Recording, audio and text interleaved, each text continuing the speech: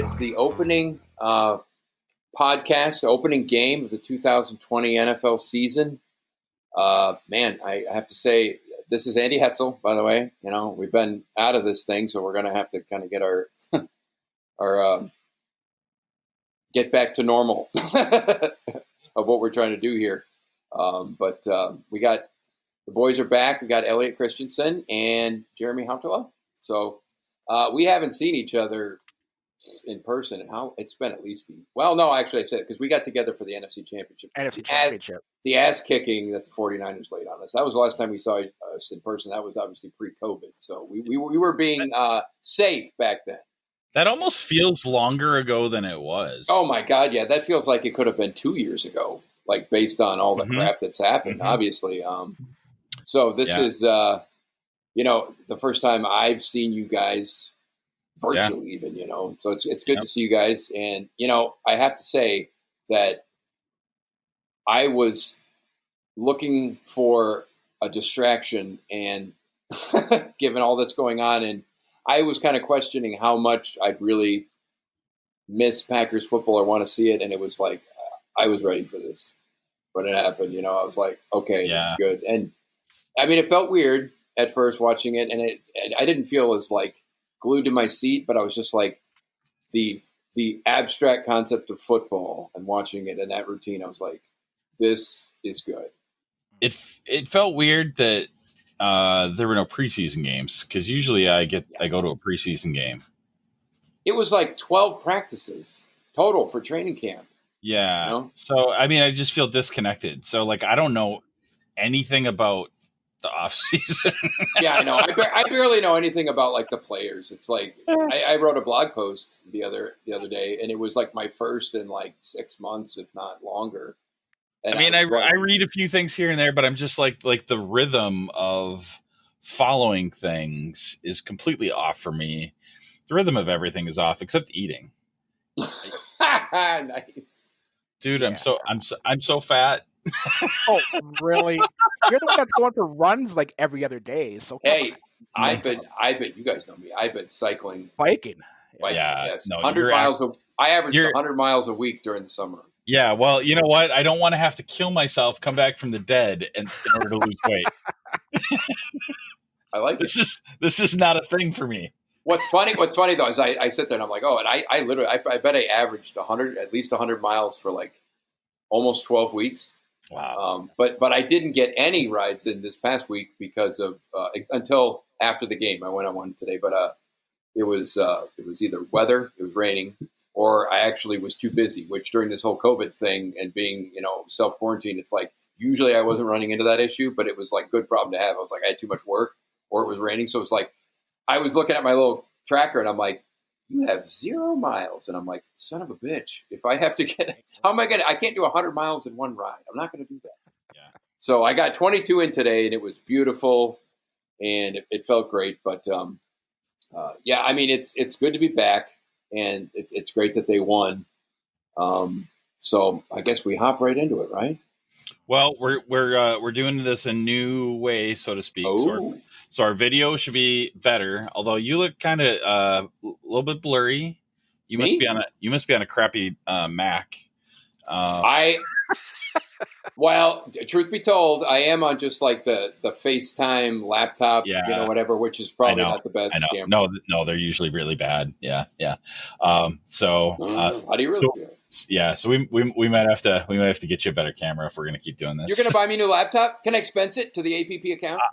I mean, you control the account? Done. You're gonna a week from now. You're going to see me in handcuffs. What happened? Right. Didn't you? Right. There was a GoFundMe. What did you do with that?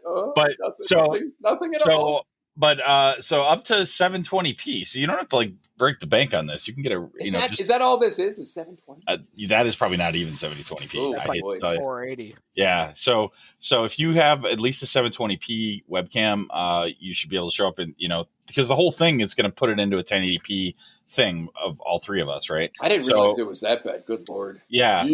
Yeah. It wasn't when I first got in here, but now all of a sudden, like as soon as we started, it got real fun. Oh, well, then you know what? Then maybe that'll fix itself, because what this is doing is it's making a local copy on Andy's computer, local copy on your computer, and it's going to upload the whole thing at the end, and it's going to mix it. It's pretty awesome technology that's at work. So we're going to see. We're going to try it. This is a whole beta thing, so we'll see. Maybe it's going to suck. So, well, I mean, early returns on this. I haven't seen the this interface until we just popped in here, and everything I'm seeing, it looks pretty good. So I'm super excited, but like, let's not do like a 3-hour marathon tonight. No doubt. No. No, I hear you. I mean, it's like I'm happy that football's back and all that, but yes, there's it's kind of hard to put a finger on it, but I think I know what you're saying. So I have titled this episode, "We've Got an Offense." And I was telling these guys before, when I name these episodes, I like to either be silly or whatever. And this was like an homage to last year when the Packers beat the Bears defensively, mainly on defense. And Aaron Rodgers was like, "Oh, we got a defense." And then we found out later they didn't have a freaking defense at all. They only thought they did. So it's like, do we have an offense? It looked pretty good. We don't know. Anyway, I did not see them hanging 40 on the Vikings. Yeah. I think I was going back and forth with my dad. Now he was like, "What's your prediction?" I was like, 17-14. Well, I think that's about what everybody would have said. Nobody predicts a high scoring game. And I mean, look, let's be honest. I even put this in the blog the other day. I was like, my predictions game to game, or even the season at large, are like, who the hell knows? Because you have no preseason. I know. You have an abbreviated training camp. Yeah. I mean, you just, and the whole league's under the same kind of umbrella, if you will, operating parameters. So it's like, who knows? So does that make it more fun or like less fun?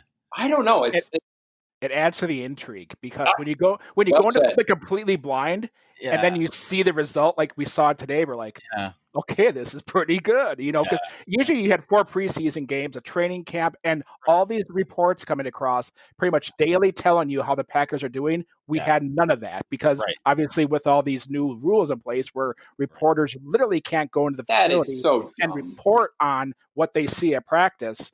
I mean, for us, that sucks, but I understand where they're coming from, because where they practice now and where they have the new Brown County, the huge expo center, literally people can go up in the expo center and they can look down on the practice field and have a clear shot view of watching the whole practice. So I totally get where the Packers are coming from, because they don't need to give their opponents any more information than what they already know, which is, we were like, wow, what do we have? But they're not a team that is built on all these superstars and all these dynamic, playmakers like we used to have. So they got to do a lot of scheming just to get the That's an interesting point. I didn't think of it that way. Motion.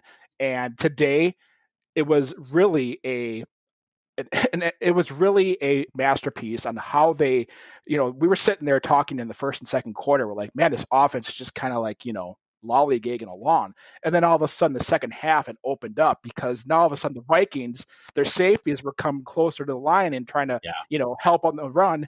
And guys were getting open over the top of them, because now the safeties were collapsing. So it worked out perfect. And it was actually a great scheme on LaFleur's part on how he came in and beat a very susceptible defense, which the Vikings have always had top 10 defenses. But this year they come in with 2 starting new corners. That's right. Three starting linemen. Wow. They've literally turned the defense over. And I don't want to say that today was a result of that, but we took advantage of the weaknesses that they had, which were definitely on the back end, and we ate them up in the second half. Can I just add one little quick thing? Because everybody wants to hear Jeremy's analysis of this, so I do not want to take away from this for real. But before we get too far astray, there's going to be an Apple event on Tuesday, and people know kind of what it's about. Right. Just like we knew that the Packers are going to play the Vikings. Right. But we didn't know anything else about it, really. Right. So isn't there something that intrigue? I think I might miss that next year when that goes away. Or maybe it shouldn't go away, because maybe that's part of the magic now. Like maybe that's something we should keep. And so just one other thing, because I want to hand it over to you guys on both these things. Also the masks. the coaches, I think the coaches might keep wearing the masks because of the play calling and everything, just covering them up, because why the hell not? Why not? Like, just they don't have to keep going like this. Yep. Yeah. Because what's the problem? I mean, they make really comfortable masks. If I was a coach, MVS on a go route. Yeah. If I was LaFleur, I'd be like, this wasn't so bad. I can keep doing this. And no doubt. Nobody can see what my face looks like. This is great. Win-win. So anyway. That's an interesting part. I think, to your guys' point about like every like companies, businesses, people, team, whatever, in general, it's like you get so used to doing something that you're like, what if we had to blow everything up and do it completely differently? And you had to do it all at one time. So in a way, this is like this weird litmus test of like all these different logistics. And they're like, they don't have a choice, so they have to do them. So as some unintended consequence of this whole thing, they're going to look back on some of it, obviously not all of it. Some of it, they're going to be like, well, that worked. I don't know why we were so reticent about doing, this for years and years and years. We can just do this.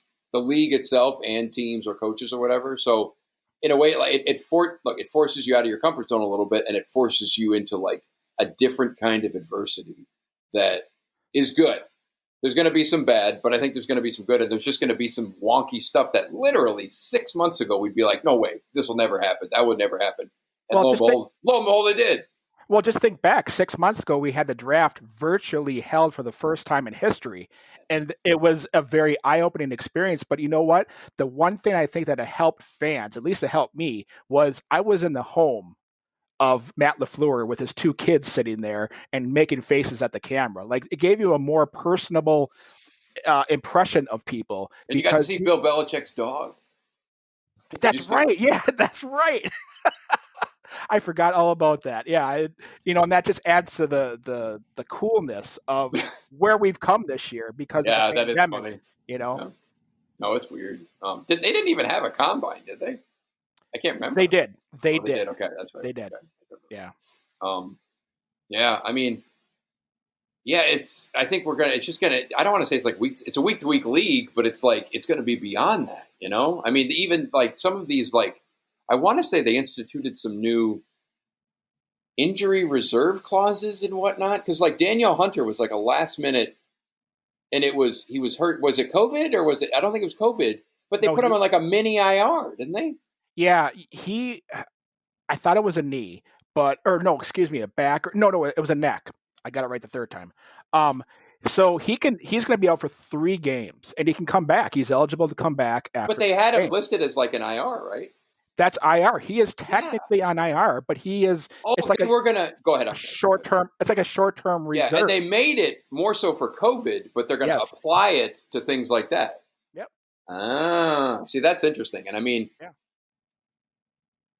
And the other thing I think we're going to find out is like a lot of older veteran players, even Rodgers, has said, they don't like preseason. They don't like all that. This is going to be a chance for them to prove to the league and even the coaches and organizations, like, maybe we don't need all this stuff.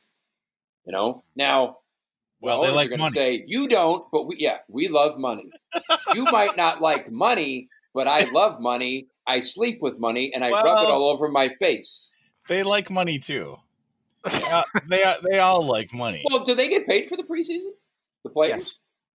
Yes. Well, I mean, are they getting a pay cut this year? Not this year, but next year. The cap year. is lower.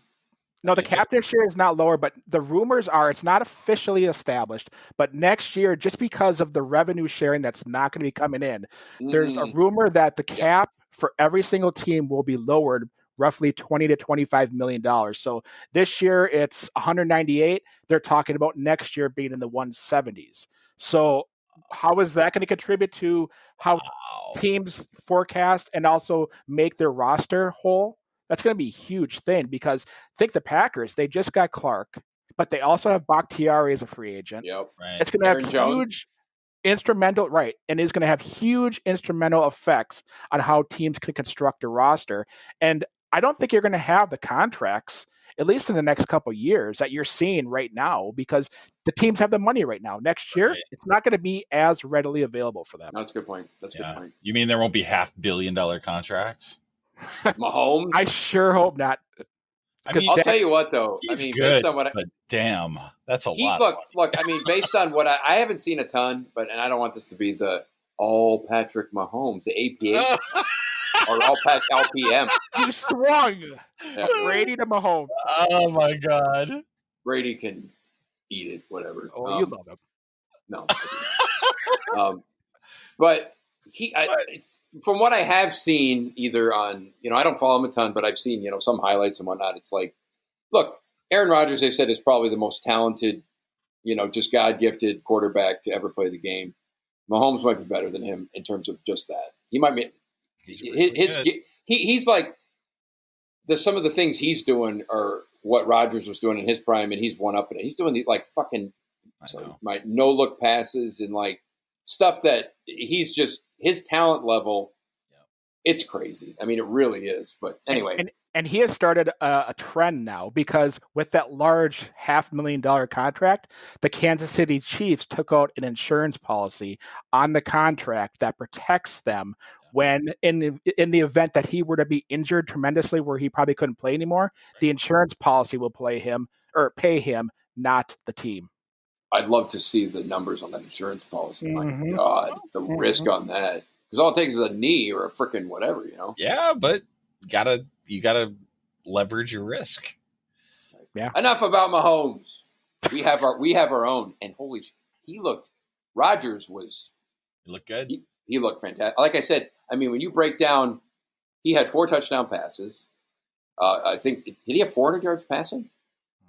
And he should have had 6 touchdowns when you count the MVS drop and the Davante Adams drop on the 4th down at the goal line. He was slinging it all over. I can probably hop right into that notes we're talking about. Now we're going into the game. I said he was basically a man possessed. I mean, he started out pretty good. He was chucking it around kind of the first half of the Packers on offense. It was kind of like a mixture of everything, It was a lot more passing than run, I think, even in the first half. But still, it was short passes, long passes, screen passes, dump offs, and it was just like that was good to see. It was. I was expecting. I might be hopping around here a little bit, but I was expecting like run, just because of everything they've done with the draft and everything they're preaching and all this. And it was like, I don't even think the Packers, like LaFleur and all them, they're like, when they figured out how hot Rodgers was and how maybe susceptible the secondary was, they're just like, let him do his thing. My God. Because he had 2, if not 3 vintage Aaron Rodgers throws. The dart to Davante Adams in the corner of the end zone was vintage, and the one to Lazard where he's scrambling to the right and he just threw a bullet from 10 yards out into the tiniest of window with the guy draped all over him in the end zone. Those 2 really struck me as like vintage Rodgers throws that we didn't see much of any last year.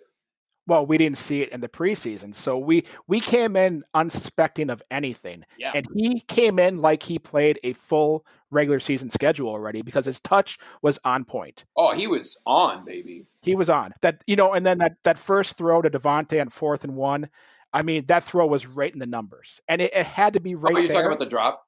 The drop, on 4th and goal. It was perfectly placed. I mean, was it a tough catch? I would say, it was a tough catch, but it was like he threw it in the half-yard window that you had to throw it.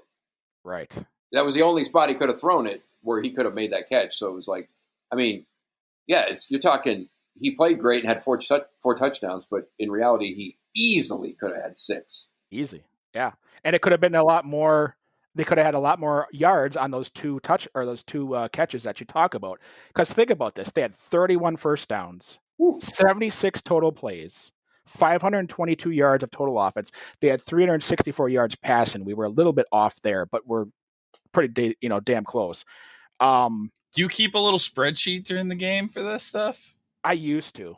But today I was just so happy to have football that I was just watching it in pure enjoyment. I truly was. Like, usually I'm very analytical and I'll do like a play count and I'll like try to jot notes down to try to make me remember like, okay, this big play here and there. I didn't care about that today. I just wanted to watch football. Yeah, it was. And I was purely just I was ecstatic, honestly, because like you said, we're in a pandemic and a lot of us have been shut down. and we have not been able to live a regular life like we're normally used to. Yeah. And then all of a sudden we get back to NFL football, and it's like, okay, yes, thank you. So you said 30. You said 31 first downs. I felt every one of those. It was so good. Yeah, so good. Yeah, all the screaming fans I put here, I was like, it's like, it's not like they really went into a hostile environment with 0 fans in the stands, but the way they were pumping in, quote, crowd noise and all that. It's like, I would say after the first 5 minutes when the game started, I was like, this feels like a normal game. It was weird when they would pan to the stands. But you could kind of hear the crowd noise. And then they mostly had, I think that they went out of their way to try and just get the angles on just the players. Right. Which makes sense, but it was interesting because I was like, this is going to be really weird whole game. But then after 5 minutes, I was like, yeah, it was fine. Yeah. I still kind of wish they wouldn't fake it with the crowd noise. That's weird. It's Orwellian in a way, Yeah. It's just like, but you know what though? It's still quiet enough that you can hear the players on the field. Like when you hear a tackle happening, you can hear all the grunts, you can hear all the talk after the tackle. And it gives you that upfront and personal feel. Where before we didn't have that. I would rather they juice that, like almost like you mic that up. Yeah, yeah. And you know what? They have a 5 or 6 second delay. If somebody drops an F-bomb, they can get it out of there real easy. That's probably true. Yeah. No. I mean, so I think for all the NFL commissioners that are watching this, there's a little free tip. Well, there's going to be some things, I bet you, that like after the season's done, they're going to be like, oh, you see this little like game day experience thing? Maybe we could keep this, Yeah. Hopefully it's the right thing. It's not it's not anything. Sorry. You know what? I totally cut into Jeremy's breakdown there. I'm so sorry. I was so geeked out about the 31 first downs. Who wouldn't be? We didn't see that last year. I don't think we saw it. I think the Packers had the highest scored the most points of any team today. Is that true? So far, the Saints were damn close. We had 43. I think they had 40. And I mean, there's still the Sunday night game. Who are the Saints playing? 34. Who are the Saints playing? The Grandpa Bay. The Grandpa Bay Buccaneers. They got waxed. And frickin' Belichick won with Cam Newton. Stupid.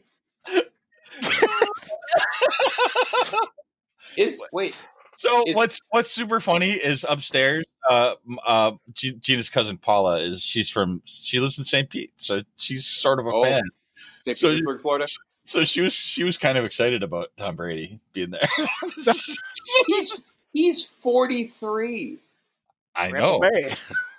I mean, I know. They're like, oh, we're going to bring in Gronkowski, and it's like, you're not getting Gronkowski from 2012. This is it. Whatever. I want that to take off. We need to hashtag that or something because that's great. It is. I mean, it's not the what was the one that I asked you before? The how many?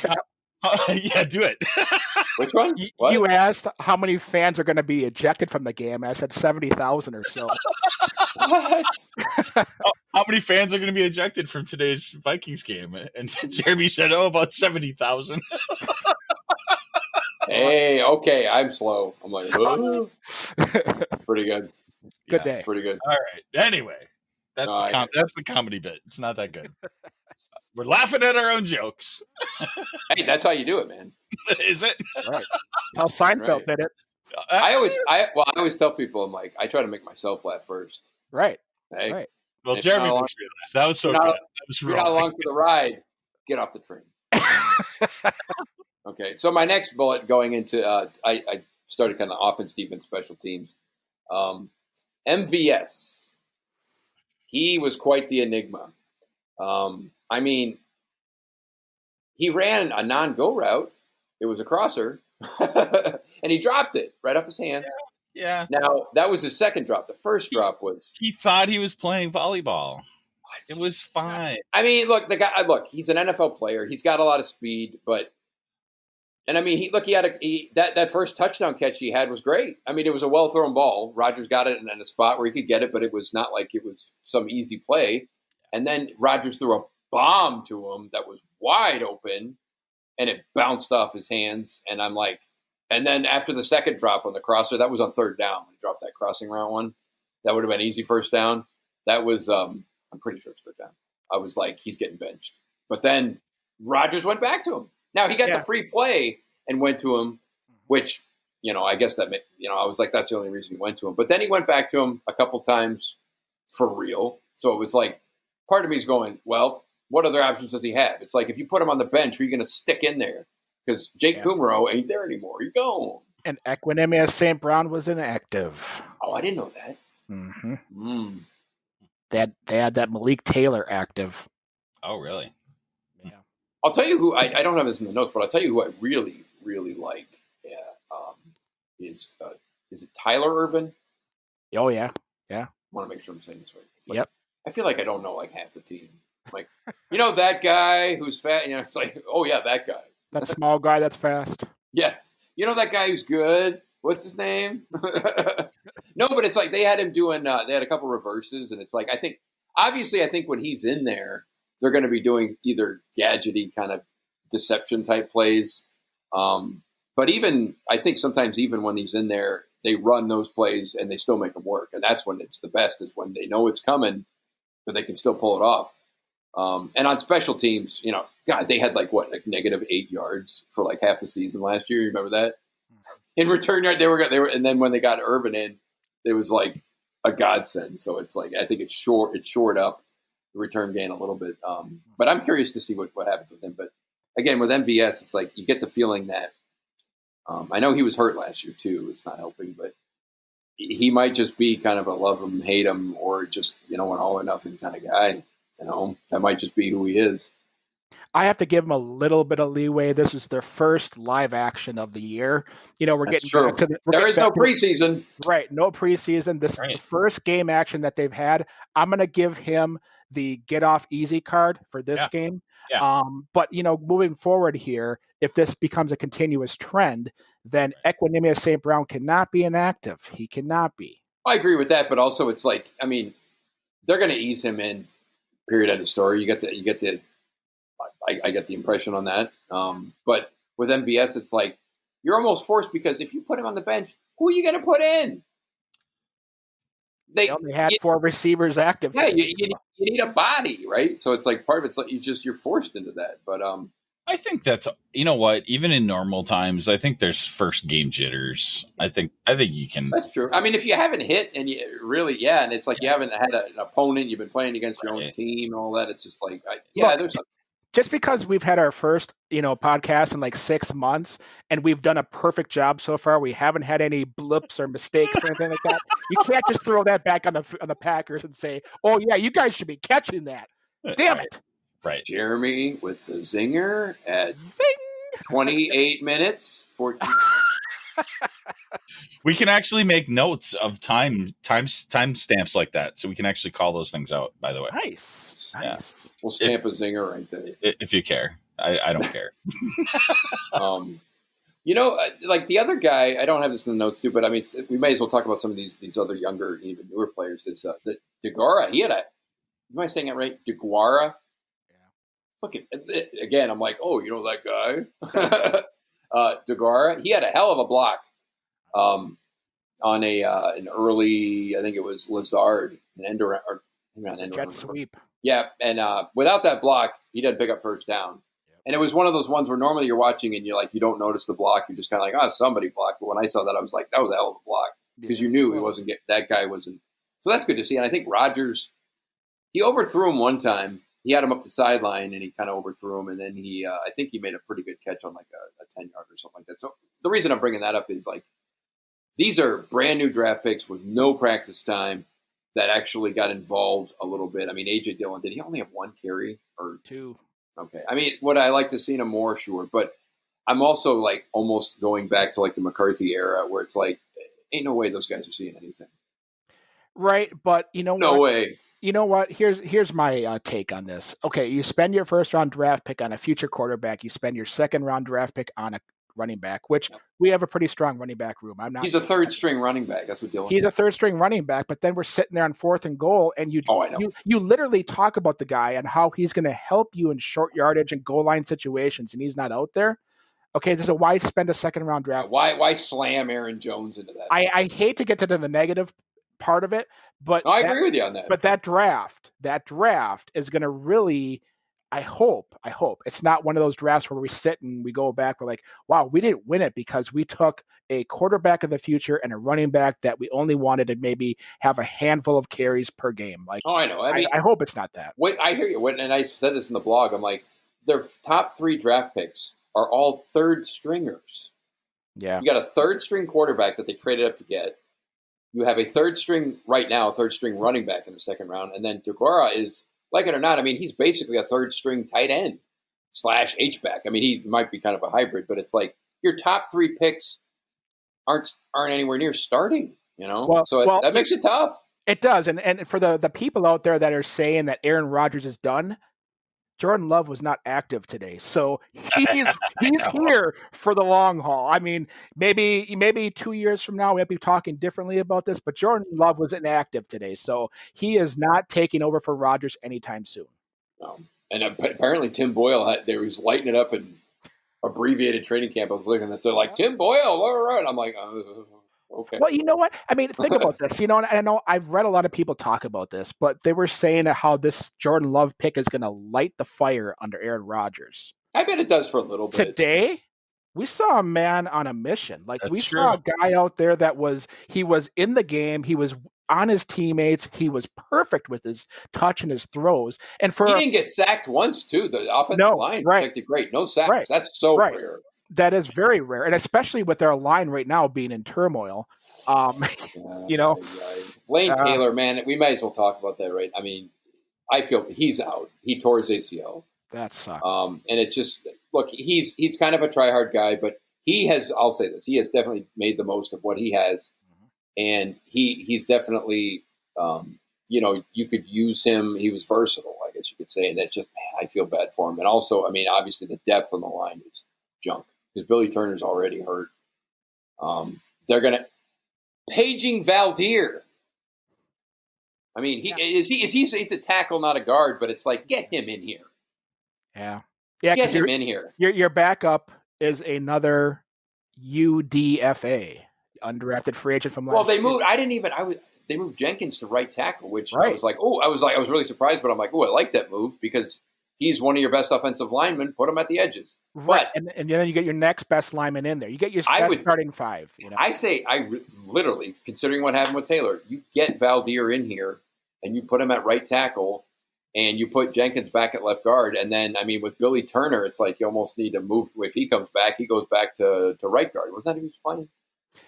That's where he was playing, but he is, from everything I've read, he's been at right tackle for the predominantly most should he be there? Abbreviated training camp. I don't know. I haven't seen him play there. I mean, I think they need to bring in Valdir just because their depth is already in question. Yeah, it doesn't hurt.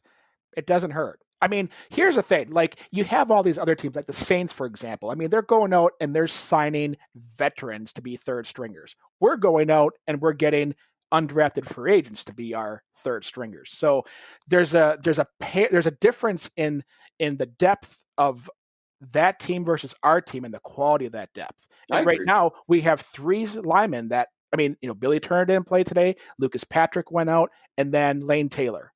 3 linemen go out in one game, and there wipes out all the depth that we've had. And we did not have tackle experience. And right now, one more injury at the tackle position, we're in dire straits. We could have Mercedes Lewis playing right tackle, so it's very scary. And I think, what you said, Andy, going out and getting Valdir, he cannot be any worse than what we have right now. They better have a phone call into him right now. Or a Zoom meeting. Better get him on the Zoom call immediately. Yeah. Yeah. So, Davante, obviously clear-cut number 1. He played great. I mean, the drop wasn't very good. Again, I'll give him a little bit of leeway on that. It wasn't the easiest. He should have caught it. Touchdown. Got to do that. But he's just savvy as hell. And I mean, look, he is far and away their number 1 wide receiver. The drop off to number 2 is significant. I guess is Lazard the 2? Right now he is. And I guess MVS is 3. Mm-hmm. Yeah. kind of go either way. It's like MVS is like a 2.5 or something. Yeah, they're both, whatever, right? But I mean, I gotta, again, I gotta eat crow on Davante because his second year, I mean, what he's become is outstanding. And I would say I don't want to say he's like underrated around the league, but he kind of is. You might say he's a top. I put it in the notes here. You might say he's a top 3 wide receiver. I mean, top 5 for sure, but top 3, and it's just because he's not the fastest. But when you take his whole package, that guy is his step off the line, his stutter, his quickness and twitch. The twitch, basically, his twitch is like I don't think anybody in the league can match that guy's twitch. Oh my word! Nope. So I'm without him. Which it's weird to say that because we were without him for 3 or 4 weeks last year, and we like went undefeated, and then we came back. Like or whatever, and it's like we're trying to figure out how to run the ball or whatever, but force feed him. But it's great. That, like I said, that touchdown where he threw a dart when he came across, and it looked like he might have gotten his right foot out. I mean, the throw was great, but still, it's what can you say? Yeah, he's our go-to guy when you need a big play. I mean, everybody else. Very unproven at this point, Lazard had a couple nice jet sweeps and he had a touchdown. Undrafted. And remember this, he was the one that was cut and Darius Shepard was kept on the 53-man roster last year. So just think about how that parallel worked. Darius Shepard right now is in the practice squad. Lazard is starting. So I mean, look, I'll give Lazard all the credit in the world. He's made the most of what he's been given for sure. I mean, his ceiling isn't great, but he's improving still. That's good. But when you look at, I think I read somewhere that the Packers they're the only team that hasn't drafted a wide receiver higher than that hasn't drafted a wide receiver higher than like the 3rd or 4th round in like over a decade or something. Wow. Outside of Adams. Because Adams was a 2nd-round pick, and it was 2014. It was, I might be goofing up the statistic, but it's some kind of draft statistic about what they've done with wide receivers. And I mean, when you looked at their depth chart coming into, quote, training camp, It was like they had like 3 undrafted free agents.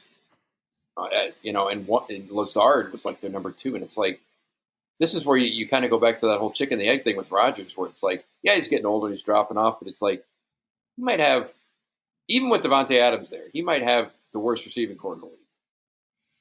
That just goes to show you, because Davante Adams is great, but the drop-off is so severe after Davante that he's like a number 1, 2, damn near in a 3 by himself.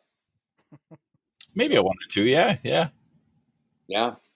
It goes from like a 1 to like a 3. But I think that gets closed up, right? Because, I mean, teams are going to know that, and they're going to double him. So what do you do then? And the Vikings were. I know. They literally were. They had Harrison Smith over the top. So I know. So at some point that gets figured out, and then what do you do? So somebody has to step up. Yeah. I mean, I had said if they can, part of this wanting to run the ball, do they want to do that just because they want to do that, or Rodgers' skills are declining? It's a combination of everything, but it's like the other reason's got to be, if the Packers can establish the run, then they can play action. Then Rodgers, in theory, even going into the twilight of his career or whatever, he should kill you. If they can have a decent semblance and they can get into play action, that'll ease up the double teams and even the triple teams on Davante and all that, and it'll just allow all the other. It's a trickle down thing. If you can get into play action, he should be deadly. Mm-hmm. But you got to be able to get into that. You got to be able to run. If you can't run, you can have the best wide receiver in the world, and they're just going to be like, okay, triple him all day. Right. And getting back to one of your comments there about whether this offense wants to run the ball or whatever, LaFleur, when he came in, when he was hired, he said, I want to run the ball. Like he had Derrick Henry when he was in Tennessee. He had Todd Gurley when he was out in Los Angeles. He had Devontae Freeman when he was in Atlanta. So the dude has stud running backs in his arsenal. He's going to use them, and he has a stud here and one really good backup. So is he just playing to the strength of the team, or is this his philosophy? I think it's a philosophy. Yeah, I agree. They're remaking this offense to what LaFleur wants it to be, for sure. which makes sense. I mean, if your coach wants this, give it to him, right? Yeah. Now the enigma is Rodgers, because if they were trying to do this when Rodgers was, I would say even 3 or 4 years ago, you'd be like, you're crazy. Yeah. But now that he's at that tweener moment where it's like, you're very good, you might not be great. So we're not going to we're not just going to, cater to everything around you. So it's like this interesting tweener moment, but. And that to me is refreshing, because no, I agree. Think about how far back we've been talking about this, how far they have just depended on Rodgers to carry the team. Rodgers he had to play like an MVP level just to stay there. It's like for the Packers to be great, he had to be an MVP. Most quarterbacks, they don't ask that much, where it's like, if you don't play an MVP, we might not even make the playoffs. It's like, what? So, yeah, no, it's definitely good to kind of spread that around. I did have kind of a note here on the running game. I thought, I don't know how many yards Aaron Jones had. I mean, they ended up passing a lot more, I think, than what we thought, but it worked. So it's like, keep doing it. But I think the running game today was okay, serviceable. Yeah, kind of average. I really like Jamal Williams. With Jones and Williams, it's like there's something there that, like, lightning and fire. Yeah, it's and they can both catch passes, which is great. Is his contract up? Yep, both Jones and Williams are up for contract. Yeah, I mean, I don't know what the future's gonna hold for that, but we got him now, and it's like that's an interesting dynamic. I mean, AJ Dillon, if you got this, he's like the battering ram. So it's like you have Aaron Jones, who's like, he's not a between the tackles guy, he's just shifty. He can't take a beating. So that's why you have Williams in there, but they both can like catch passes and screens, and they're both kind of shifty. So it's like, if they could find a way to get all three of these running backs introduced early this season, that could be deadly. And I tell you what, Williams is phenomenal in pass protection. On third down, he had a blitz pickup with a linebacker coming right up the middle. I think it was Kendricks, and he stymied him. So no, Williams is like I think he's very. I don't want to say he's underappreciated. I think Rodgers actually talks about him a lot. I mean, I think he's kind of underrated by the fan base. I really, really like him. No doubt. So would you say the running game was serviceable? It took care of what it needed to. I mean, they ran the ball 32 times, had 158 yards. That's not bad. Like Jones just had a very average game. He had 66 yards, I think it was. So the majority of his yards came on like a handful of carries, and the rest of them were, not much. But, the Vikings are phenomenally known as being a really good run defensive team. So they seem to, clog up the holes pretty well and keep, Jones contained. So, was it just a first game type thing where they're not, they're just not up to snuff yet in the run blocking and all that kind of stuff? Probably. Yeah, and I mean, look, their line, it still hasn't been built to run block. It's still been built to pass protect. I think Taylor was brought back and put at right guard so that they could be a more stout run blocking Agreed, team. But that's gone already. So yeah, you got to wonder what that's gonna because do for their quote plans, right? And that's Taylor's game. Taylor's game is he's a phenomenal run blocker, okay pass blocking, but now we don't have him. So what's that gonna mean? Yeah, he it sucks because he got injured last year too. It's like yes. I mean, it's shit. You'd say that's life in the NFL, but All right, so on to the defense. And I basically said here the defense started off basically where they left off to end the season last year, where they couldn't stop anyone who had a football in their hand and was running towards them. Yeah, that's. I mean, the Packers had their first drive. I was like, wow, this is good. It was like an 8-minute drive. Yeah. They were being very, they were trying all different things, and they were being pretty dynamic with what they were doing. Mm-hmm. And I'm like, wow, they really shoot up a lot of clock. And then the Packers gave up a touchdown in like less than 2 minutes on the defense. And it was mostly running, but they also gave up passes. And you're like, oh, this is fantastic. So, and I mean, did they kind of tighten up? Yeah. But they did have the big interception. Yeah, and I have some other notes. I mean, Jair Alexander played pretty well. Yeah. He had that safety blitz, the delayed blitz on the safety to Kirk Cousins, which was That was really well done. And he had an INT, but he also gave up that touchdown really late in the game to Thielen. Yeah. And it was like, those are the kind of plays to me where it's like, the fact that he didn't even contest it, that's what's separating him from being like really good to like right. He had a really good game. It's because I'm watching it. It looked like he was trying to play the ball, at the last minute, and he got, and so you can't have that, especially at that late in the game where it's like, don't give up a freaking touchdown, right? And go ahead. Go ahead. No, you were finishing up.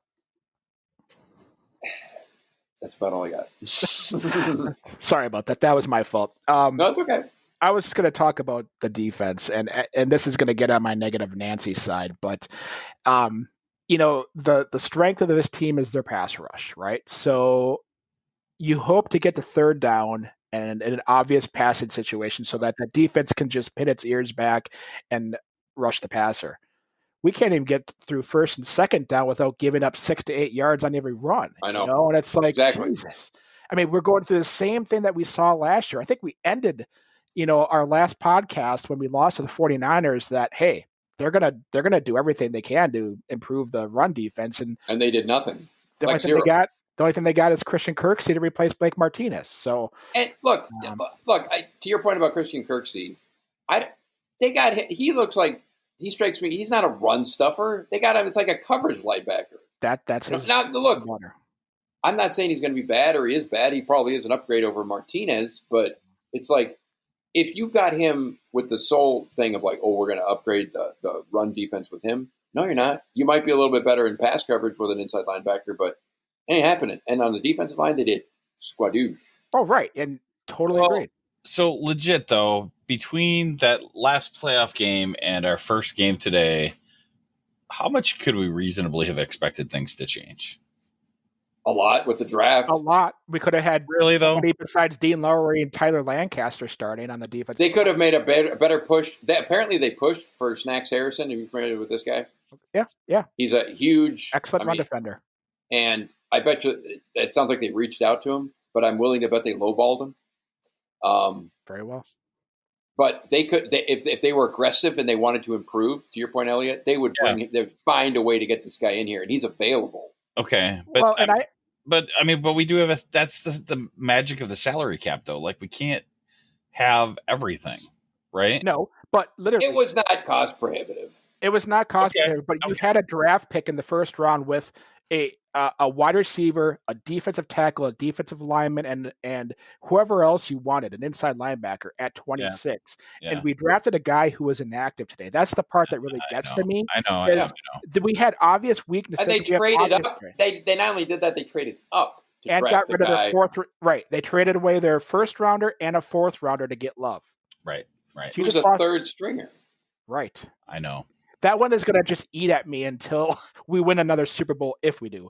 But, I mean, that one's just going to eat at me for the longest time because I just don't know team building 101, what that all meant to bring in Love and then have him pretty much sit the pine when you were that close last year and just a few tweaks here and there. You draft a defensive end, defensive tackle, and you get an inside linebacker. And that defense is significantly improved just with two players. I mean, the short answer, I think, to your question, Elliot, is they couldn't have remade the entire defensive line, but I guarantee you they could have done things within reason to make it better, and they didn't. So I guess I'm just trying to provide a little balance to the discussion, right? Like, be the little devil. Well, you fell down. The balance is not. No, I know. When that's my job, to be the idiot.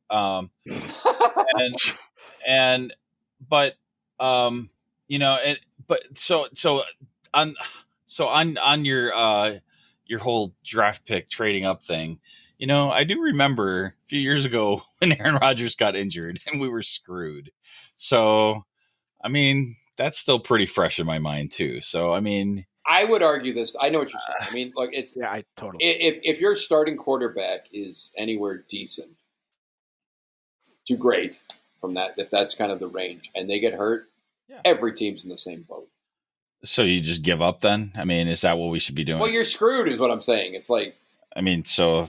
No, Elliot, how many teams... let me throw this out there. How many teams spend a first-round draft pick on a quarterback and that guy is inactive?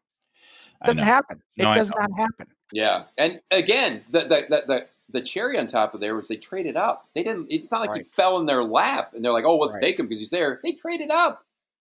And we don't know if they had information that somebody like Seattle. There was rumors. Goody might have gotten played big time.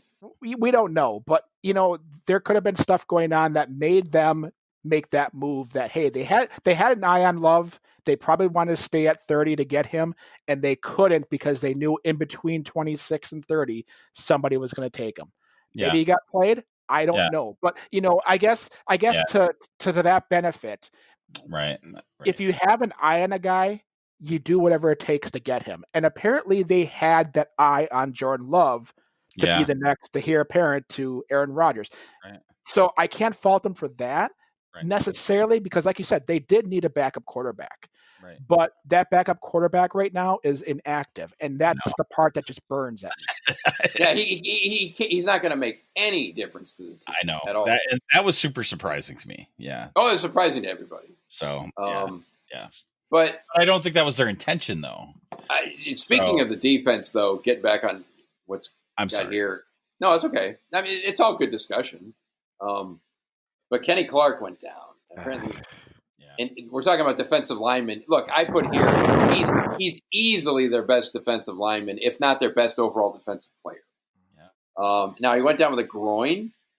He didn't look like he was in horrible shape. Didn't have to cart him off or anything, but who the hell knows what that means? How long he's going to be out? And if he's out for an extended period of time, they're in trouble. Mm-hmm. Probably. They're in trouble. Yeah. I mean, they're going to be in trouble. But they will be forced to go on the street and like beg for a Snacks Harrison or somebody. They're going to be in trouble. And this begs the question then, why didn't they invest a little bit more on the depth of that defensive line rather than just hope for internal growth to improve? And you know what they did too? No, I agree with you. You know what they did too? And I think this was, look, a lot of GMs and a lot of coaches do this. I don't agree with it. I don't understand it. But look at a guy like Montravius Adams. Look, we know the guy can't play. He can't stay healthy. It's the worst combination you can get, but they give this guy chance after chance after chance. He's wasting a spot. I mean, they should have given up on him after last year. And they brought him in this year, and then he's hurt again. And it's like when he was in there and he was playing, he was not even average. I think Ted Thompson would have given up on him if he was still here. I think you're right. He did that. Goody's going to die on that hill with him. I think it's a big mistake, and it's hurting the defense. Yeah. Now, again, what are your options? It's like, is it him or are you going to be able to find some Pro Bowler? No, but he's not even a body, and that's a problem. It's a big problem on a defense that cannot stop the run. So, agreed. Yeah, agreed. So if I were any NFL team, I would be like, I'm running it every frickin' down at them. I'm not passing. Nope. Until they stop it and show they can stop it. Because the Vikings, if they ran it every down, I know. I mean, I know they could have won. Half the time, you got to think they're like, well, we're paying this quarterback almost $40 million, so we might have to let him throw it just because of that. But I mean, if he was a rookie making chump change, I'd be like, look, put your hands in your pockets. Because you're not touching this ball. It's going to the running back every time.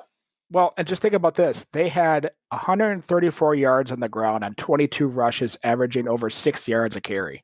That's terrible. That's a continuation. It's not as bad as 49er game, but that's a continuation. Of last year. It is. And I mean, Pettin, I had this sinking suspicion that Pettin is going to be Dom Capers 2.0 and that LaFleur is going to be Pulling McCarthy, and he's just going to die on that hill. You know what? I didn't agree with you, and you said that last year, but I am starting to come on that bandwagon, literally, because, this offseason, I think I was one of the most boisterous ones that said we needed to improve the defensive line, and we need to get some linebackers that could actually stop. Now, he's not the GM, so it's not like they're giving him a ton to work with, but it's like the other thing is frickin' do some scheming. Do some adjustments. And this is where coordinators come into play. When you come to the draft table, because you have all your coordinators and you have your head coach and your GM and whoever else is in your personnel department You all discuss what you need. Yeah. If the defensive coordinator isn't going out there and saying, I need help, then what's his job? Like, literally. See, that's the thing we don't know. What if he was? And they're like, tough. Pettin just seems very... I got my eye on this third string first round quarterback. I don't know. You what?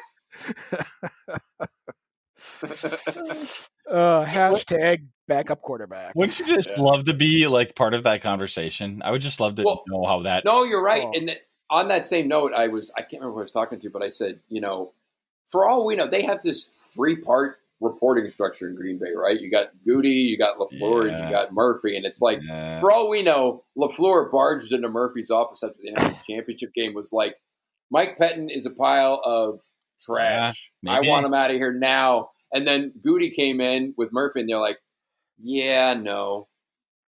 And well, you know what? It might have happened. I'm thinking, okay, I'm going to replay this how it happened. So LaFleur came in and said, man, either Pettin has to go or we need to give him some more horses. And Goody's like, don't worry, we'll take care of it. That's a good point. And then end of the story. So what you're saying is he lied to him. Right. I don't know. Like, these are the things we don't know. And with that goofy reporting structure, you won't know. You would never know. So you mean the Packers have become like every Fortune 500 company in the world with middle management? Don't worry. We'll take care of it. Well, what other team? I mean, a couple other teams I think have this reporting structure, something similar. I don't know who they are, but it's definitely the minority. I mean, it's not like doesn't make the best teams that don't have a reporting structure like this. Nobody does that. It's crazy. Well, the Texans have a head coach that is like a Mike Sherman back in 2004, where he's a head coach and a GM. Yeah, and he sucks. Oh, they are making that's a whole other topic. But I mean, he traded away his best wide receiver for like a running back. Yeah, who's been hurt. And LaFleur went, "You can do that." No, we can't. No, we can't. And he's like, I don't know. I got my eye on this fifth string quarterback and a third string running Grand Valley State Christian. Oh, you guys. Whatever. I don't know. Am I gonna have to defend the team? We're gonna have to have like Andy's tinfoil hats. So every time the Packers win, you guys are gonna be shredding my team, and I'm gonna be stuck here defending. No, I mean, look. I think everything about this game was positive, save for the defense, and specifically the run defense. I mean, the pass rush was okay; it wasn't great, but that run defense is a problem. And if Kenny Clark is hurt, it's a big problem. Right. So, but 2/3, often and special. I mean, I have special teams. My notes were basically, thank God for Urban. Mason Crosby made a couple field goals, and they seemed okay. And okay for special teams in Packers land is like, thank God, because we are so used to dumpster fires. Yeah. But no, I mean, I would say it was much more positive than negative. But the run defense specifically, I mean, I don't know. And again, like I said, it's like, it'd be one thing if they came out of this completely healthy, but it's like Kenny Clark, their best defensive player, might be hurt. And they showed in this game they can't stop the run. It's a continuation. So it worries me. Yeah. And it should. Like any respectable fan should be worried. Yeah. Because the Minnesota Vikings are not the best rushing team in football. We're going to be facing. I mean, I will say that Dalvin Cook, he's a hell of a back. No doubt. He's not a chump. But at the same time, I mean, Jeremy, those statistics speak for themselves. It was over 6 yards a carry. Yeah. I mean, I would say what is like the baseline? It's like if you're giving up over 4, it's pretty bad. Yeah. Around 4 is like 4 and under is like pretty good. Yep. Is that fair to say? Well, if you can get 4 yards a carry, you're going to run every time you get the ball. Why wouldn't you? Was that you actually talking in a delayed voice, or was that like the video? Because you said that it's like without you talking to the yeah. It reminds me of oh God, you guys are gonna love this. This is I don't know. Do you remember There's Something About Mary, that movie? Yes. Do you remember when they had that hitchhiker with like with Ben Stiller, and he's got like the sleeping bag, and he's got like a body in it? And it's that comedian Harlan Williams. He's like 7-minute abs, and then Ben's like, I got a great idea. But he talks like that, and then Ben Stiller's like, what are you gonna do when they come out with 6-minute abs? And he goes, you can't get a workout in 6 minutes. What are you talking about? And he goes, and then this is the best line. He goes, you're talking Gargonzola when it's brie time, baby. Yes, my fountain of useless knowledge always comes up. Seinfeld. I have a whole department in my brain that's like Seinfeld quotes. Let's open up that drawer. Yeah, I know it's not a file cabinet. It's a whole department. There's little workers in there with middle management. Like, we're gonna have to send you down to Caddyshack quotes for that one. Oh my god, what is happening right now? Oh, it's great. This is what we're all about. All right. So, you guys have anything else on today's game, or we want to talk about next week's game? Give predictions. It is Lions at Lambeau, right? Yes, sir. And there's going to be no at Lambeau. Yeah, no fans. Well, the Packers they said they're going to start bringing back fans in week 3. Well, the first nothing yet. Oh, nothing at all. Yeah. Okay. They said for sure the first 2 games there was going to be 0. Did you see that in the Viking game, behind they had cardboard cutouts behind the That was so stupid. Oh man. But those cardboard cutouts, they're actual fans that pay to have their cardboard cutout put. Well, wasn't there one though? I swear they pulled up close, a zoomed on one end. It looked like it was Fran Tarkenton. Yeah, I was gonna say that too. I'm like, wow, that was really looked like Fran. Yeah, scrambling Fran. Because somebody probably paid to have that. Do you know where Fran Tarkenton went to school? College? No. The University of Georgia Bulldogs. Oh. Bulldogs. UGA. That's my team, baby. Yes, it is. Yep. Well, no, for next week, I mean, the Lions coughed it up to the Bears today. Trubisky had 3 touchdowns in the fourth quarter, I saw. I know. What the hell? They were destroying the Bears, and then what? Yeah, this is Detroit. This is the same old story. Yeah, Matt Patricia, is he still there? Yeah, he is. What a freaking call. It's so funny. It's like they go, oh, Bill Belichick, he's a genius. Let's get all his underlings, and we'll make them head coaches. And they're all clowns. All of them. It's like when you take a Bill Belichick disciple and you bring him as a coach to another team, you're not bringing Bill Belichick. Right. They just don't understand it. They're like, maybe there's this magical osmosis that just happens. And I'm like, no. Right. Well, we see that now. 30-24 Packers. Yeah, I mean, at this clip, it's like, heck, I mean, they should be able to put up 30. Does that include a safety? Yeah, it was like a baseball score. It was like 8-7 at one point. You're like, no, it was 8-5 or something like that. As long as we score a field goal and a safety on every possession, we'll win every single game. Okay. Yeah, right. Interesting. Well, think about that. Team stats. So they had 13 drives. Okay, let's say they get 12 field goals and a safety. That's 40. Well, that's more than that. 12 times, or you're saying a field goal and a safety every time? Does it? I don't know. How do we do this? I think we're thinking about this too much. Don't die on that hill. It's not worth it. Yeah. Let it go. Let it go. I crunched the numbers. So I hear you. No, I mean, I don't know anything about. Look, I know probably not enough about the Packers, considering with all the COVID stuff, and it's like I know nobody knows anything. This is just so. It's like I don't know anything about the Lions. Matt Stafford, Adrian Peterson. Is that right? Yeah, they got Adrian. Well, that's trouble for the Packers. It is. They could bring back. They could line up Gary Ellerson from The Big Show in Milwaukee against him, and I'd be worried. I'd be like, oh shit. Look, that's like the kryptonite. A football player with a ball running at them. The Packers defense. So Andy is saying 30-24. No, Jeremy said 30-24. And Andy's saying 30-24 Lions. No. Well, I think. Like I said, I just don't. Who do they have for offensive weapons? The Lions? Yeah. Who's their number one receiver? Marvin Jones. Do they have Golden Tate? No, he's with the Giants. Oh, okay. I mean, it's going to be something. So I'm going to say 30-21. Son of a bitch.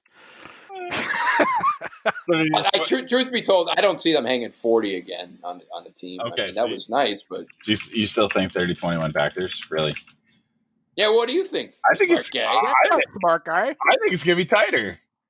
I think Detroit played really well up until that last quarter. I don't understand why they didn't beat the Bears. Because they suck. The Lions and they suck. I'm gonna say we have bad luck against Lions, so I'm gonna say it's at home. It's at home. I don't know if we've had bad luck against the Lions, considering we beat them like 21 times in a row or something like that for like a decade and a half. No, okay. You're right. We actually have good luck, but it's close, right? Like we've won some really close ones, and just good luck and bad luck.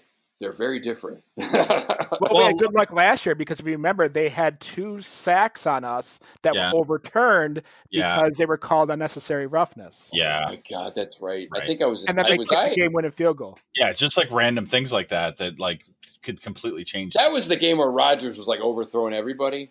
Yeah. I remember I was in Turks and Caicos. All right, so I'm going to say 24-21. 24-21 Packers. That looks like more of a football score anyway. Yeah, 43. Hell, 24-21. 24-21. When you think about it, he should have had 6. So you put 14 points. They could have hung 60 on him. I know. Yeah, I know. And then I look at this and I'm like, yeah, maybe it should be 30. We'll see. Yeah, it'll be fun. I mean, the big thing I want to see after today's game, I guess, is I want to see the run defense tighten up. Even a little bit, you know. Again, that Kenny Clark thing. He was walking, and it's not like he got carted off or anything. So hopefully, it's just they're being, it's precautionary or whatever. I don't know, but you hate to say he's like the one guy they can't lose, but it's like on defense he really is because again. He's easily the best defensive lineman. Well, might be the best overall defensive player. Yeah, I don't really understand sometimes when they say what these injuries are, sometimes it's really clear.